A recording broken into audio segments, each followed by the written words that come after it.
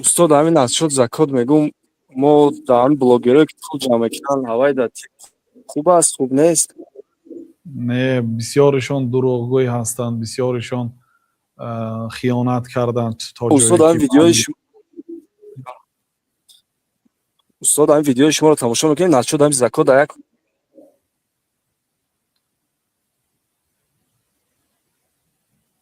خیر برادر، صداتان خوب نیست برادر. به هر حال برادرها کوشش کنید زکات به دست آدمی محتاج دهید.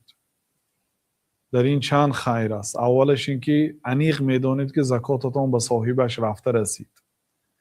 دویمش وقتی که میدید میگوید که این زکات است، تا اینکه رفت و در نظر شما فقیر تا بدو، لیکن در نظر خودش وای پولدار باشد. بعضی آدم‌ها همین خیلی ظاهرشان ظاهری کمبغل میتابد، لیکن از پولش از ما بسیار باشد. شاید به این آدم‌ها به هر حال زکات گفته وقتی که میدهید اگر سزاوار زکات نباشد وای سحت است، یعنی پولی حرام است.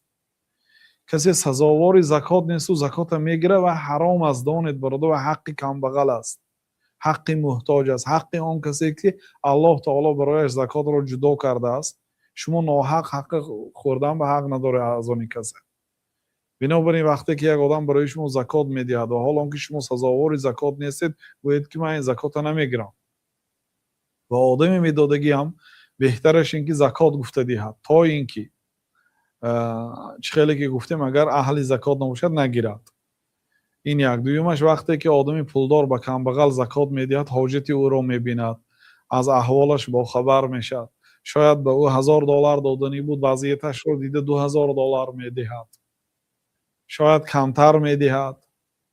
بنابراین بی‌واسطه دادن زکات بهتر است، خاصتا به یک شخصایی که امانت آنها معلوم نیست، خیانت آنها آشکار شده است. به آنها پول زکات داده نمیشد. اونها امانت نگهدار نیستند تا جایی که ما میدونیم. بنابراین بهترش خودتان زکات دهید، و دستتان برده به خانه کمبغل دید.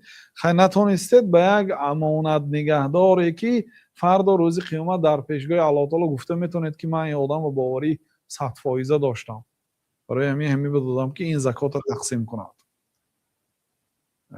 این و این چونین وقتی که شما به دستتان میدید بین پولدار و بین کمبغل مهر و محبت پیدا میشه. غالبا کمبغلا پولدارها رو بد میبینن، گویا که پولدارها حق آنها را خورده باشند. وقتی که زکات داده می شود، این البته بین برادرهای مسلمان، بین پولدار و کمبغل نزدیک میکنه. الله تعالی ما را امر کرده است که قناعت را پست کن به آنهایی که کمبغل هستند، خاکساری کن. همیشه با کمبغل ها نشسته طعام خوردن، افطار کردن، خاصتا به شخصی که بای کلان است. بعضی آدم ها نعوذ بالله بعد بای شدن آخه خودش کمبغل بود، حرارت کمبغلی، علم کمبغلی را چشید.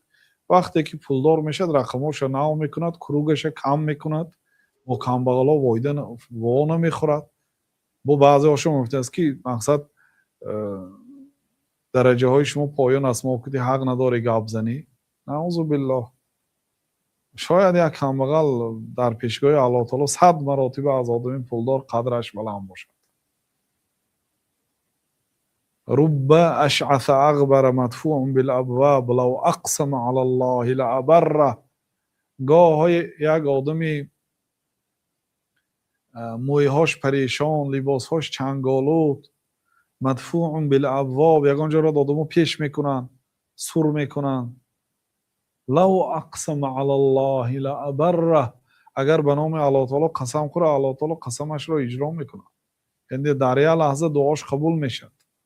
بنابراین برادرها، وقتی که زکاتتان رو برده به کمبغلا میدید، این خیلی دلبرداری و خیلی خوب است و یک حسیاتی و لذتی عجیب خودتان هم حس میکنید. بنابراین حرکت کنید به واسطه آدم های نااهل زکاتتان رو ندهید، تا اینکه زکاتتان اگر دیده و دانسته به نااهل دهید، میدونید که زکات به جاش نمیرد، شما زکات ندادید، قرضدار باقی میمانید.